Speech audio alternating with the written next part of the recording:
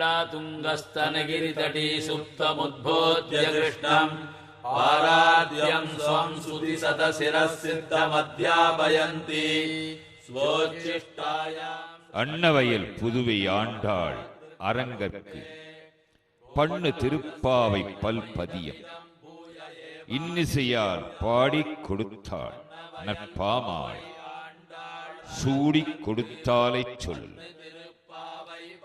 சூடிக் கொடுத்த சுடர்கொடியே தொல்பாவை பாடி அருளவல்ல பல்வளையா நாடினி வெங்கடவர்க்கு என்னை விதியென்ற இம்மாற்றம் நாம் கடவா வண்ணமே நல். ஸ்ரீவில்லிபுத்தூர் ஆண்டாள் நாச்சியார் சூடிக் கொடுத்த சுடர்கொடி பாடிக் கொடுத்த பைங்கிளி ஆண்டாள் நாச்சியாரின் மலர் மாலையானது திருமலைக்கு வந்துள்ளது.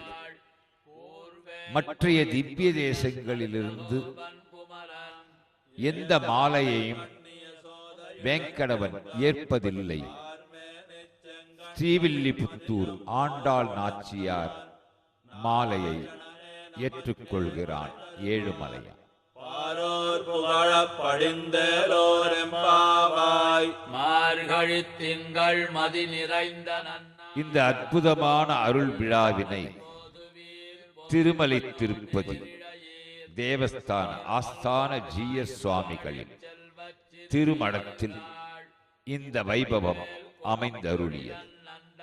கோஷ்டியில் பாசுரம் சேவிக்க கோலாகலமாக இந்த வைபவம் கதிர்மதியம் போல் முகத்தான் நாராயணனே நமக்கே பறை தருவான் பாரோர் புகழப் படிந்தேலோரெம்பாவாய் வையத்து வாழ்வீர்கள் நாமும் வாரணமாயிரம் சூழ வலஞ்செய் நாரண நம்பி நடக்கின்றான் என்று எதிர் பூரண பொற்குடம் வைத்து புறமெங்கு தோரணம் நாட்ட கணா கண்டேன் தோழி நான். ஆயனை மனம் செய்து கொள்வதாக தான் கண்ட கனாவை தலைவி தோழிக்கு கூறுதல் போன்ற அற்புதமான பாசுரங்கள். இந்த கனவில் நாளை வதுவை மனமென்று நாளிற்று இந்திரன் உள்ளிட்ட தேவர் குழாமெல்லாம் வந்திருந்து என்னை மகட்பேசி மந்திரித்து நாதிசை தீர்த்தம் கொணர்ந்து நனி நல்கி கதிரொளி தீபம் கலசமுடனே மத்தளம் கொட்ட வரிசங்கம் நின்றூத முத்துடைத்தாமம் நிறை தாந்த பந்தற்கு மைத்துனன் நம்பி மதுசூதன் வந்து என்னை கைத்தலம் பற்ற கணா கண்டேன் தோழி. தலைவி கண்ட கனவில் அனைத்துமே மங்களமான வார்த்தைகள். கருப்பூரம் நாறுமோ கமலப்பூ நாறுமோ திருப்பவள செவ்வாய்தான் தித்தி திருக்குமோ மறுப்பொசுத்த மாதவந்தன் வாய்ச்சுவையும் நாற்றமும் விருப்புற்று கேட்கின்றேன் சொல்லாழி வெண்சங்கே பாஞ்ச சன்னியத்தை பத்மநாபனோடு சுராரமாக்குதல். அற்புதமான பாசுரங்களை அருளிய ஸ்ரீவில்லிபுத்தூர் ஆண்டாள் நாச்சியார் சூடிக் கொடுத்த மாலையானது இன்றைய நிலையிலே திருமலை தெய்வம் திருவேங்கடமடையான் திருவருட்கருணையினாலே அவன் அந்த மாலையை ஏற்றுக்கொள்ளும் காட்சி அற்புதமான. மாயனை மண்ணு வடமதுரை மைந்தனை தூய பெருநீர் யமுனை துறைவனை ஆயர் குலத்தினில் தோன்றும் அணிவிளக்கை தாயை குடல் விளக்கம் செய்த தாமோதரனை தூயோமாய் வந்து நாம் தூமலர் தூவித் தொழுது வாயினால் பாடி மனத்தினால் சிந்திக்க போய பிழையும் புகுதருவான் நின்னனவும் தீயனில் தூசாகும் செப்பேலோரெம்பாவாய். புள்ளும் சிலம்பினகான் புள்ளரையன் கோயில் வெள்ளை விழிசங்கின் பேரரவம் கேட்டிலையோ பிள்ளாய் எழுந்திராய் பேய்முலை நஞ்சுண்டு கள்ளச்சகடங்கலக்கழிய காலோச்சி. வெள்ளத்தரவில் துயிலமர்ந்த வித்தினை உள்ளத்துக் கொண்டு முனிவர்களும் யோகிகளும் மெல்ல விழுந்தறியன்ன பேரரவம் உள்ளம் புகுந்து குளிர்ந்தேலோரெம்பாவாய்.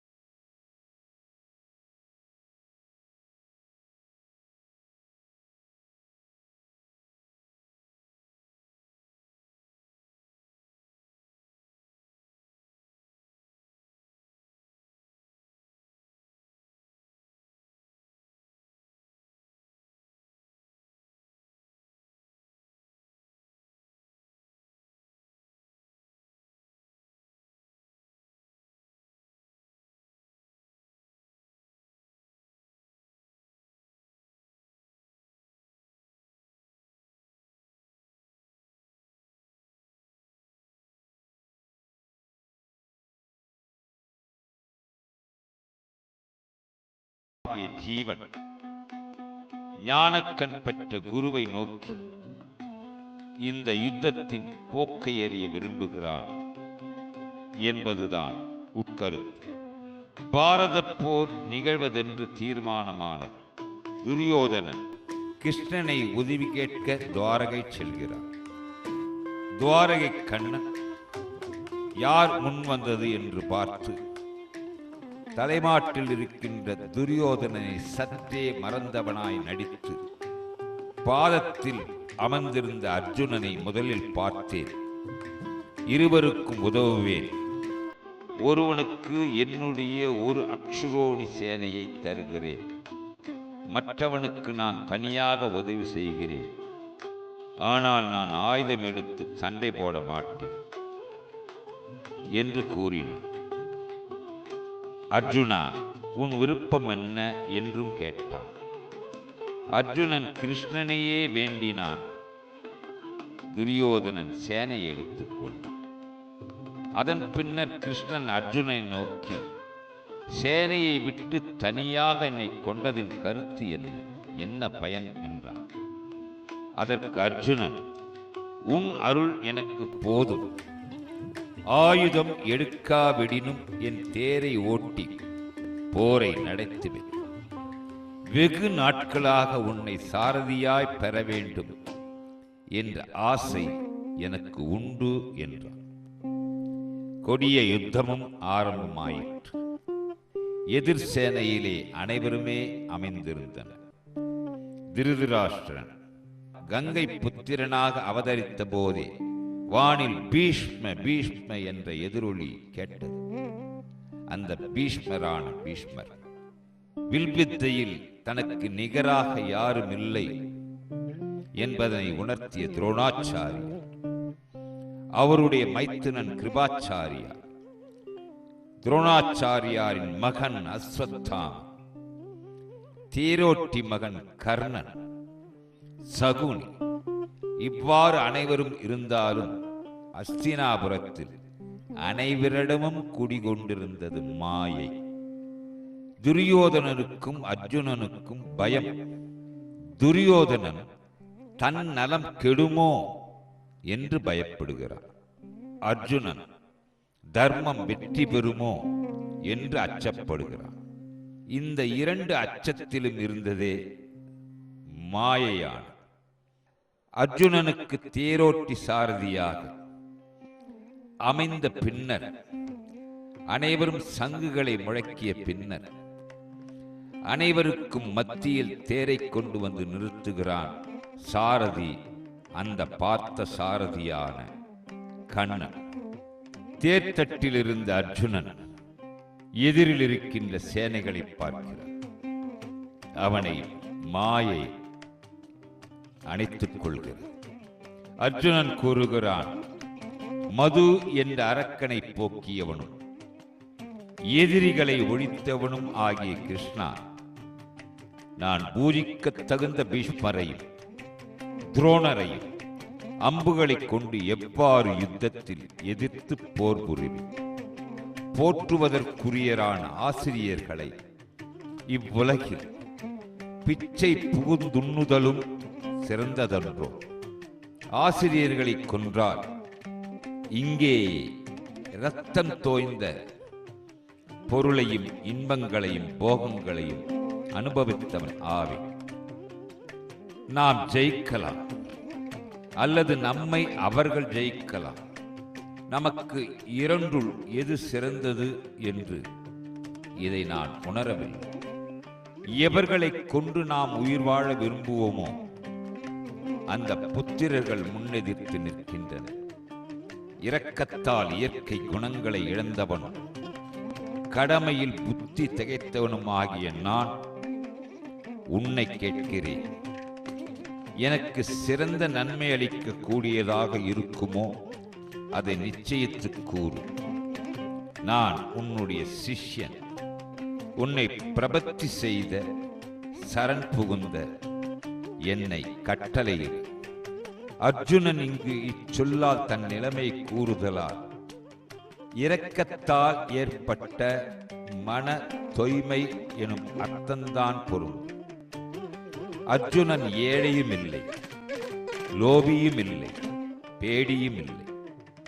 பகவான் சர்வசக்திமான், சர்வஞ்சன், சர்வாந்தர்யாமி, பரமபந்து என்று உணர்ந்த பின்னரும், அவனை தேரோட்டியாக ஏற்ற பின்னரும் அர்ஜுனனிடமிருந்து காண்டீபம் கை நழுவுகிறது. இதுவே மாயை.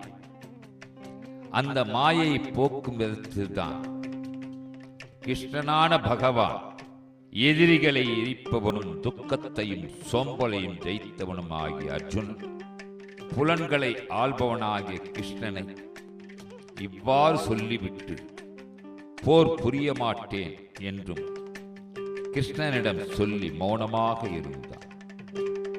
இதுவே மாயை.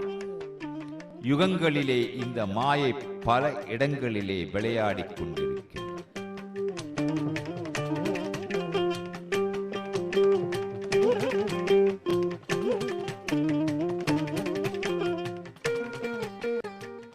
துவாரபாலகர்கள் சனகாதி முனிவர்களின் சாபத்தை பெற்றவர். அதனால் கிருதயுகத்தில் இரண்யாட்சனாகவும் இரண்ய கசிபுவாகவும் பிறந்தனர். திரேதா யுகத்தில் ராவணனாகவும் கும்பகர்ணனாகவும் பிறந்தனர். துவாபர யுகத்தில் ஜராசந்தனாகவும் சிசுபாலனாகவும் பிறந்தனர். துவார பாலகர்களாக இருந்தது மறந்து அவர்களிடமும் குடிகொண்டிருந்தது மாயை. கிருதயுகத்தில் தானே பரமேஸ்வரன் என்ற மாயை இரண்யகசிபு, பூமியே பாயாக சுருட்டிய மாயை இரண்யாட்சனுக்கு. திரேதாயுகத்தில் வீணை குடியுடையோ நானே என்ற மாயை ராவணன், தன் பலமே மிக பொருந்தியது என்ற மாயை கும்பகர்ணன். துவாபர யுகத்தில் அனைவருமே மாயை வசப்பட்டவர். அனைவருக்குமே அந்த மாயையை நீக்கியவன் பகவான் கிருஷ்ணன் ஒருவன்.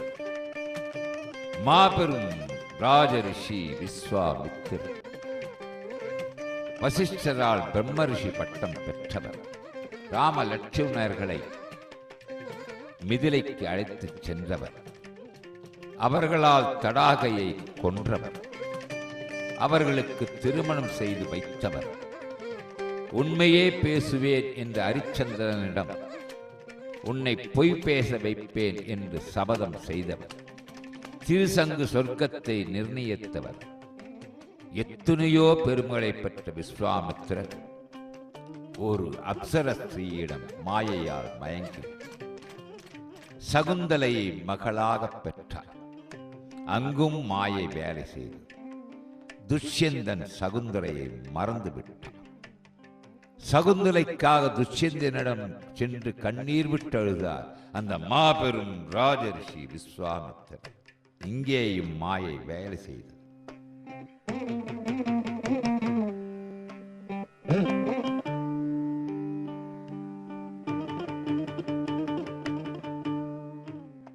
துவாபர யுகத்திலே தான் கிருஷ்ணனுடைய தமையன் என்ற அகந்தை பலராமருக்கு மாயையால் ஏற்பட்டது. தான் மிகப்பெரிய அழகி, கிருஷ்ணனுடைய மனைவி என்ற அகந்தை மாயையால் பாமாவுக்கு ஏற்பட்டது. எத்தனையோ மாயைகள். அதில் ஒரு சிறிய குறிப்பு, அஸ்தினாபுரத்திற்கு சூதாட தருமனை அழைத்தனர். தருமனும் சூதாடச் சென்றான். யுதிஷ்டன் என்ற தர்மன் ஒரு சிறந்த தர்மவான். ஆனால் அவனே சூதாடச் சென்றான். அஸ்தினாபுரத்தில் தர்மன் உள்ளே நுழைந்ததும் தர்மனிடமிருந்த தர்மம் விலகிவிட்டது. காரணம், தர்மன் சூதாடலாம், தர்மம் சூதாடலாம். அங்கே தர்மனிடமிருந்தது மாயை. அஸ்தினாபுரத்தின் சபையிலே திரௌபதியை மானபங்கம் படுத்துவதற்காக துச்சாதனன் அந்த சேலையை உருவிய போது முதலில் அவள் தன் பலத்தை நம்பினாள். அங்கே திரௌபதிக்கு மாயை குடிகொண்டிருந்தது. அதன் பின்னரே சர்வ ரட்சகனான கிருஷ்ணனை கோவிந்தா என்று அழைத்தால் அங்கே மாயை விலகிவிட்டது. இவ்வாறு இதிகாச புராணங்களில் எத்தனையோ மாயைகள் உள்ளன. அதில் ஒன்று நாரதருக்கு அமைந்த மாயை. ஒரு சமயம் மகாவிஷ்ணு ஆதிசேஷன் மீது உறங்கிக் கொண்டிருக்க அருகில் மகாலட்சுமி அமர்ந்திருந்தார்.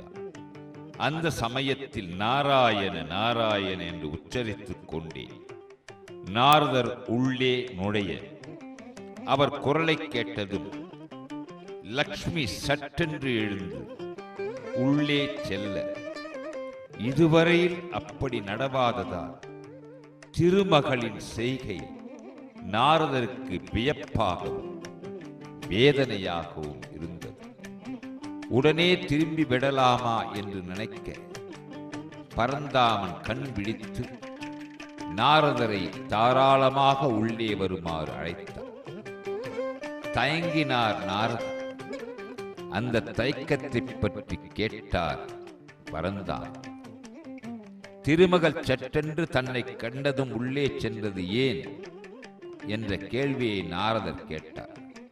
அதற்கு பகவான், மணமான பெண்கள் வேறு ஆடவருக்கு முன் கணவன் அருகில் இருப்பது முறையல்ல என்று எண்ணி லக்ஷ்மி உள்ளே சென்றாள் என்றார் பகவான். அதற்கு நாரதர், பிரம்மச்சாரியான என்னை கண்டுமா என்று கூற, பகவான் நாரதரை வெளியே அழைத்து வந்து, அவர் பிரம்மச்சாரி என்று சொன்னது புரியவில்லை என்று கூற, அதிர்ச்சியுற்ற நாரதர், அதில் பகவானுக்கு சந்தேகம் வந்துவிட்டதா என்று கேட்டார்.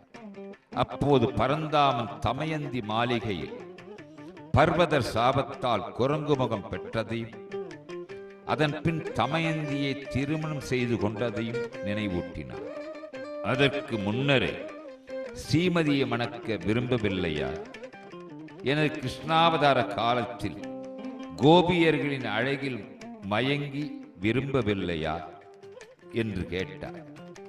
மேலும் அரண், அயன் மற்றும் பிரம்மாதி தேவர்கள், ஏன் நீயும் நான் கூட மாயைக்கு கட்டுப்பட்டவரே என்றார்.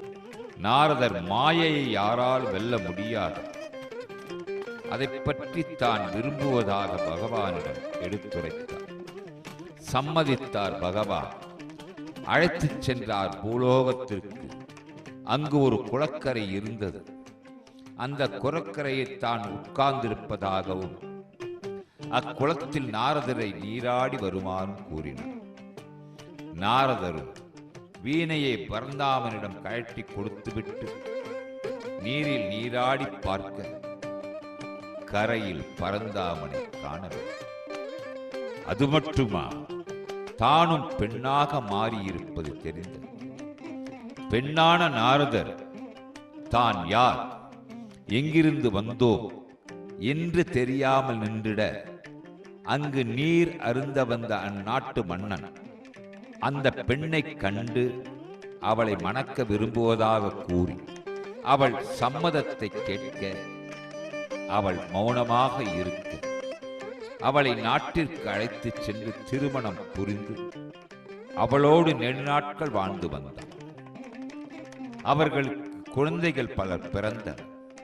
அவர்களும் வளர்ந்தனர். திருமணம் ஆகிற்று. மன்னனுக்கு பேர குழந்தைகளும் பிறந்தனர். இந்த நிலையில் அடுத்த நாட்டு மன்னன் படையெடுத்து வந்து போர் செய்ய, மன்னனும் அவர் குடும்பத்தினர் அனைவரும் கொல்லப்பட்டனர். மன்னனும் அவன் மனைவி மட்டுமே மீதமிருந்தனர். அந்த சமயம் அங்கு வந்த ஒரு முனிவர், பிறப்பு இறப்பு உலகில் இயற்கையான, அதற்காக துக்கப்படுவதை விடுத்து குளத்தில் மூழ்கி இறந்தவர்களுக்கான கர்மங்களை செய்யுமாறும் கூறினார். அவ்வாறே அவர்கள் மூழ்கி எழ நாரதர் சுய உருவு பெற்றார். திடுக்கிட்டான் மன்னன். தன் மனைவி எங்கே என்று புலம்ப, முனிவர் அவள் பிரிந்து விட்டாள் என்றும், மன்னன் முதுமை அடைந்து விட்டதால் அவளை மறந்து மனத்தை ஒருநிலைப்படுத்தி தவம் புரிந்து முக்தி அடைவாய் என்று கூறினார். மன்னனும் அவர் சொல்லதை கேட்டு தெளிவுற்று தவம் செய்ய சென்றான். குளத்திலிருந்து கரையேறி வந்தார் நாரதர். அங்கு முனிவர் காணப்படவில்லை. பரந்தாமன் நாரதரின் வீணையை கையில் வைத்துக் கொண்டிருந்தார். அப்போது பரந்தாமன், நாரதா, வீணையை வாங்கிக் கொள். இப்போது மாயை என்றால் என்னவென்று புரிந்து கொண்டிருப்பாயே என்றார். நாரதர் மனதில் அவர் பெண்ணானது முதல் நடந்த நிகழ்வுகள் அனைத்தையும் தோன்றி மறைந்தன. ஆனால் நான் பெண்ணாக இருந்தபோது நான் யாரென்று அறிந்து கொள்ளாமல் இருந்ததே, அது ஏன் என்று பகவானை கேட்டார். பகவான் புன்னகைத்தார். அதுதான் மாயை. நீ பெண்ணாக இருந்தபோது மாயையால் ஆட்கொள்ளப்பட்டிருந்தார். அதனால்தான் முற்பிறவியின் நினைவு ஒன்றும் தெரியாமல் இருந்தது. அந்த மாயையை தான் யாராலும் வெல்ல முடியாது என்று புரிய வைத்தார். இவ்வாறான மாயைகள் இதிகாச புராணங்களிலே தத்துவமாக, தாத்பரியமாக, அற்புதமாக அமைந்தருளியுள்ளன. எதற்காக இத்தனை திருவிளையாடல்கள் என்று சிந்தித்தால் அவை அனைத்தும் மானிட வாழ்வுக்காக, மனிதனின் மேன்மைக்காக என்பதை புரிய வைக்க திருமலை தெய்வம் திருவேங்கடமுடையான் மலையப்ப சுவாமி மோகினி அவதாரத்திலே இந்த பிரம்மோற்சவ திருவிழாவிலே பல்லக்கி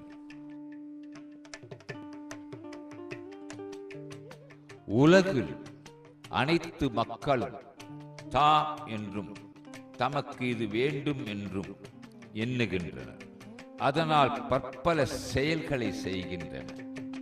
ஆனால் அவ்வாறு செய்வதினாலேயே இன்பம் பெறுகிறார்களா எனில் இல்லை. சரி, துன்பம்தான் விலகினவா எனில் அதுவும் இல்லை.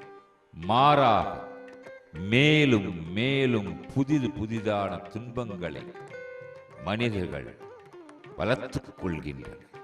இதற்கு எது செய்வது நலம்? முற்பிறவியின் வினை காரணமாக பகவான் கிருஷ்ணனிடம் அன்றி வேறு எவரையும் சரணடைய இயலாது. அறநெறி மரநெறி விடுத்து பகவானை சார்ந்து மக்கள் அல்லலுறுவதை அவனிடம் சமர்ப்பிக்க வேண்டும். அவனே காத்தருளும் இரட்சகன், அவனே சர்வஞ்சன். அவ்வாறான சர்வஞ்சன் அந்த மாயையை மண்ணுலக மக்களுக்கும் ஏன் விண்ணுலக தேவர்களுக்கும் எடுத்துச் சொல்வதற்காகவே மாய மோகினியாக உலா வந்து கொண்டிருக்கிறார். பகவானோ முக்குண மாயைக்கும் தலைவர். உலகங்களையும் மும்மூர்த்திகளையும் வேதங்களையும் அடக்கி ஆள்பவர். அவரே எதற்கும் அடிமையாகாத அவதார புருஷன். அவருக்கென்று எந்த செயலும் இல்லை. ஆயினும் இவ்வுலகை படைத்தார். உலகில் வாழும் அனைத்து உயிர்களுக்கும் வாழ்க்கை என்ற ஒன்றை படைத்து காத்தார். எவ்வாறு செயலற்ற யோக மாயையின் உதவி கொண்டு இதயத்தை பரிசுத்தமாக செய்து யோகேஸ்வரனாக பகவான் அனைத்து உயிர்களிலும் அந்தர்யாமியாக நிலவி பல்வேறு உருவங்களிலும் பல படியாக காட்சி அளிக்கிறார். பசுக்கள் தேவர்கள் ஆகியோரை காத்தருளவே பல உருவங்களில் அவதாரம் செய்கின்றார். பகவான் தன் மாயையாகிய சக்தியை ஏற்று ராமன் கிருஷ்ணன் என அவதாரம் செய்து படைத்து காத்து அழித்து மறைத்து அருளுகின்றார். ஆக மாயை என்பது அனைத்து உயிர்களின் ஆன்மாவாக, பரமாத்மாவாக, பகவானாக ஒருவரே ஆக இருக்கிறார். அவரே மகா மாயையின் ஆதி புருஷர். பார்ப்பவரோ பார்க்கப்படுபவரோ இல்லை. படைப்பின் பின் பல படியாக தோன்றும் அனைத்தையும் அவர் ஒருவரேதான். அவர் பார்ப்பவராகி பார்க்க தலைப்படுகிறார். அப்போது வேறு ஒன்றுமின்றி அவர் ஒருவரே இருந்தார். அவர் பார்க்க இயலவில்லை. அதையும் மாயை என்றும் குறிப்பிடலாம். மாயை என்பது முக்குணங்களால் ஆனது. அவை மூன்றும் ஒரு காலத்தில் சமமாகவே இருந்தது. அப்போது எவ்வித சலனமும் இல்லை. பின்னர் ஒரு காலத்தில், அந்த காலகட்டத்தில் அவற்றுள் ஏற்ற தாழ்வு ஏற்பட்டது.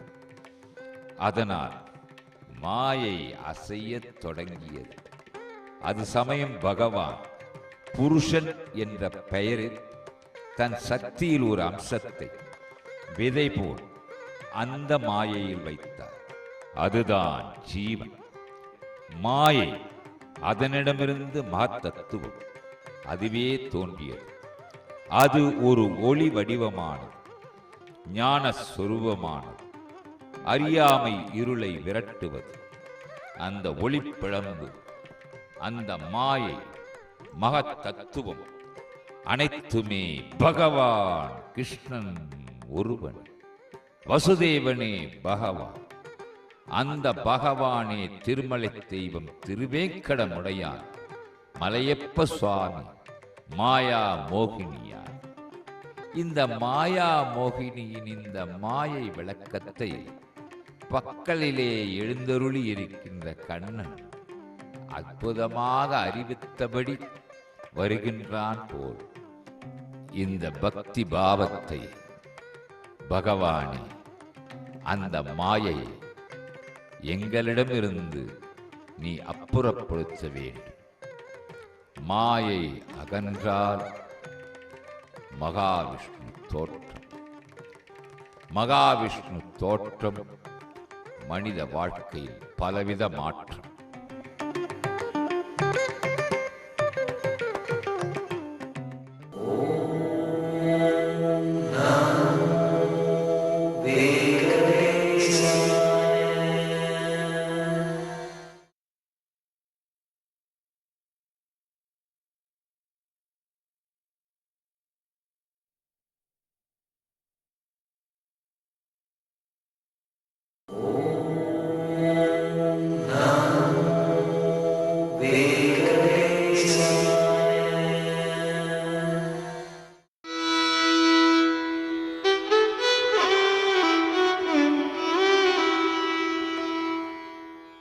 உற்சவங்களிலே பக்தர்களால் பெரிதும் போற்றப்படுவது கருடோற்சவம். திருமலை தெய்வம் திருவேங்கடமுடையான் கருடன் மீது எழுந்தருள் பறந்து வருகின்றார். திருமாலுக்கு இரண்டு முக்கிய வாகனங்கள், ஒன்று ஆதிசேஷன், ஒன்று கருடன். பாம்புக்கு பகை கருடன். பாம்பின் நாவில் விஷம் இருக்கிறது, கருடன் வாயில் பாம்பு இருக்கிறது. இந்த விஷத்தையும் விஷயத்தையும் ஒன்றாக ஏற்றுக்கொண்டவன் திருமால் ஒருவன். ஆதிசேஷனையும் படுக்கையாக விரித்துக் கொண்டிருக்கிறார். பக்தர்களுக்காக பறந்து வருவதற்காக வாகனமாக கருடனையும் அமர்த்திக் கொண்டிருக்கிறார். இந்த நிலை சரி சமர் நிலை. பூமியை தாங்குகிறான் பகவான். அந்த பகவானையே தன் இரு கரங்களால் தாங்குகிறான் கருடன். பிரம்ம உற்சவத்திலே துவஜஸ்தம்பத்திலே கொடி ஏறுகின்ற பொழுது அது கருட கொடி. திருமாலான பகவான் வைணவ திருத்தலங்களிலே எழுந்தருளி இருக்கின்ற பொழுது அவனுக்கு முன்னர் கருடன் தன் இரு கரம் கூப்பியபடி, இறக்கையை விரித்தபடி தயார் நிலையில் இருக்கின்றான். திருமலை திருக்கோயிலிலே கருவறையிலே திருமலை தெய்வம் திருவேங்கடமுடையான் எழுந்தருளி இருக்க அவனுக்கு நேராக எதிர்ப்புறமாக கருட பகவான். எந்த நிலையிலும் தான் தயார் பகவானுக்கு கைங்கரியம் செய்ய என்ற ஒரு தன்னிலையை வெளிப்படுத்துகின்ற கருடன் இந்த கருட வாகனமாகும். மேரு பர்வதத்தின் ஒரு சிகரத்தின் பெயர் அனந்தகிரி. ஏழுமலையான் சிகரத்திற்கும் அனந்தகிரி என்ற பெயர். அது ஏற்பட்டதற்கு பவிஷ்யோத்திர புராணம் காரணம் கூறுகிறது. திருமாலை தரிசிக்க வாயு பகவான் வைகுண்டம் விரைந்தார். தடுத்தான் ஆதிசேஷன். பலத்தது வாக்குவாதம். அவ்விடம் வந்தார் நாரதர். நடந்த நிகழ்ச்சி என்பதால் நாரதரே மத்தியஸ்தில் நிற்கின்றார். வைகுண்டத்தை தாங்கும் மேரு பர்வதத்தை ஆதிசேஷன் தன் பலம் கொண்டவரை வளைத்தான். வாயுதேவன் தன் சக்தி முழுவதையும் பயன்படுத்தி ஆதிசேஷனை தூக்கி எறிந்தார். ஆதிசேஷன் தன் உடலால் மலையை இறுக்கிச் சுற்றி வாயு புக முடியாதபடி தடுத்தார். வாயு ஊழிக்காற்று போல் வீசி ஆதிசேஷனை அகற்ற முயலும் வேளையில் அரவம் ஒரு தலையாய் எட்டி பார்க்க கேடு விளைந்தது. இதுதான் தருணம் என்று சிகரத்தையும் பெயர்த்து பறக்கடிக்க அது சொர்ணமுகி நதிக்கரையில் வந்து விழுந்தது. அந்த பருவத சிகரமே ஆனந்த நிலையமாயிற்று என்பது புராணம். அம்மலையே சேஷாசலமாகி 7 மலைக்கு அப்பால் எல்லா மலைகளிலும் உயர்ந்ததாய் 3000 அடி ஓங்கிய நாராயணகிரி தன் நிழலை படரவிட்டது. 7வது மலையான வெங்கடாச்சலத்தில் சுவாமி புஷ்கரணி என்ற ஒரு நீர்நிலை அமைந்த நகரம் திருப்பதியாகியது. ஆனால் வழக்கத்தில் இதை திருமலை என்றும் மலை அடிவாரத்தில் ஊரே திருப்பதி என்றும் நிலைத்து விட்டது அவனுடைய அருள் ஆணைப்படி. இது ஆதிசேஷன். கருடன் அவருடைய வாகனம். கருடனுடைய அம்சமாக அவதரித்தவர்தான் பெரியாள்.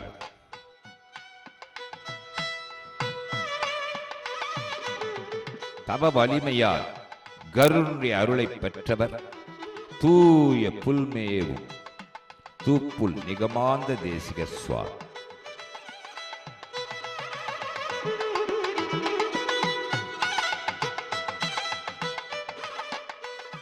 கருட தீர்த்தம் என்று ஒன்று இருக்கிறது. அது ஒரு புனித தீர்த்தம். பெரிய நாகமாகிய அனந்தனின் மகன் மணிநாகன் என்பவன் பாம்புகளின் பகைவன் என்று ஏற்கனவே கருடனை நாம் சொல்லிக் கொண்டிருக்கிறோம். எனவே பாம்புகள் கருடனிடம் அச்சம் கொண்டிருந்தார். மணிநாகன் சிவபிரானை வேண்டி கருடனால் தனக்கு அபாயம் ஏற்படாதவாறு வரம் பெற்று அச்சமற்று திரிந்து வந்தது. கருடனால் மணிநாகனை கொல்ல முடியாது. எனினும் அவனை பிடித்து சிறையில் வைத்தார். சிவபெருமான் நந்தி தேவனிடம் மணிநாகனுக்கு என்ன ஆயிற்று, அதை காணவில்லையே என்று கேட்டார். அதற்கு நந்தி தேவன் மணிநாகனை கருடன் சிறை வைத்திருக்கிறது என்றார். உடனே நந்தியை விஷ்ணுவை நோக்கி தவம் செய்யுமாறு சொல்ல நந்தியின் தவத்தை மெச்சி தோன்றிய விஷ்ணுவிடம் நந்தி கருடனது பிடியிலிருந்து மணிநாகனை விடுவிக்குமாறு வேண்டினார். விஷ்ணு கருடனிடம் உடனே மணிநாகனை விடுவிக்கச் செய்தார். இதனால் கோபம் கொண்ட கருடன் விஷ்ணுவிடம் எல்லோரும் தன் தொண்டர்களுக்கு உதவி செய்கின்றனர், பரிசு அளிக்கின்றனர். ஆனால் நீங்களோ நானே பெற்ற ஒன்றையும் விட்டுவிடச் செய்கிறீர்கள். இது என்ன நியாயம் என்று கேட்டது கருடன். அப்போதுதான் விஷ்ணு, நீ சொன்னது சரிதான். என்னை சுமந்ததால் நீ இளைத்து பலவீனம் அடைந்து விட்டாய். உன்னுடைய சக்தி, திறமை, சாமர்த்தியத்தால் தான் நான் அரக்கர்களை வெல்ல முடிந்தது. உனக்கு மிக்க பலம் உள்ளது. இதோ இந்த எனது சிறு விரலை தாங்கி உன் வலிமையை நீ நிரூபி என்று கூறி தன் சிறு விரலை கருடன் தலையில் வைத்து அழுத்த நசுங்கியது கருடன். அதனால் வெட்கமுற்று தனது தவறுக்காக வருந்தி தன்னை காத்திடுமாறு சரணடைந்தது. விஷ்ணு நந்தியிடம் கருடனை சிவபெருமானிடம் அழைத்துச் செல்லுமாறு கூறி கருடனுக்கு சிவபெருமான் அருள் புரிவார் என்று சொல்ல கருடன் மணிநாகனை விடுதலை செய்துவிட்டு பரசிவனை தரிசித்தது. சிவபிரான் கருடனை கௌதமி கங்கையில் நீர்த்தமாடி முன்போல் மாறிட அருள் புரிந்தார். அவ்வாறே கருடன் நீராடி முன்னைவிட பலமும் வேகமும் பெற்றது. கருடன் நீராடியே அந்த இடம் கருட தீர்த்தம் எனப்படுகிறது. இந்த நிகழ்வு 14 புராணங்களிலே ஸ்ரீ பிரம்ம புராணத்தில் கருட தீர்த்தம் என்ற தலைப்பில் காணப்படுகிறது. கருடனால் கொண்டு வரப்பட்ட விமானத்தில் பகவான் எழுந்தருளி சேவை சாதித்தருளுகின்றார். 5ஆம் நாள் பிரம்மோற்சவத்தின் திருவிழாவில் கருட வாகனத்திலே திருமலை தெய்வம் திருவேங்கடமுடையான் மலையப்ப சுவாமி அருள்பாலி தருளுகின்றார். பக்தனுக்கு ஒரு குறை என்றால் அதனை தீர்த்து வைக்க பறந்து வருபவர் பகவான். அந்த வேகத்திற்கு ஈடு கொடுத்து பகவானை அழைத்து வருபவர் கருடன்.